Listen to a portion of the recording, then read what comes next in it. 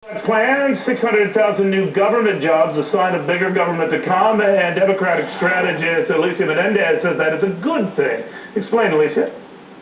Well, I mean, I think you're burying the lead here a little, Neil. This is 3 million new jobs, and 80% of them are in the private sector. So well, how do you know it's going to be 3 million new jobs?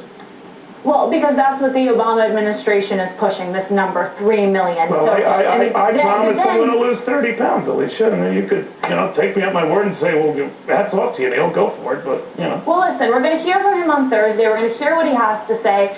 Either way, the percentage you seem to be upset about is this 20%, which comes out to 600,000 public jobs.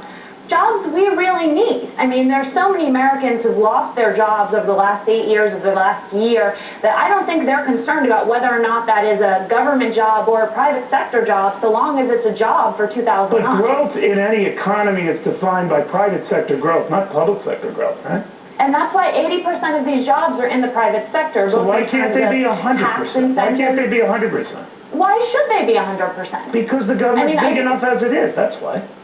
Well, but there's so much that we need to do. When you look at the infrastructure, the bridges that need to be fixed, the roads that need to be fixed, I mean, there's so much we need to do within our economy that can come from the public sector. I don't understand this enormous fear about public sector jobs.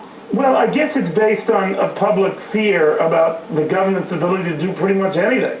And if you're going to earmark, I know it's a bad word these days, a lot of money to create a lot of government jobs that might keep people busy, either painting bridges or fixing roads, and I guess these are indirectly government jobs.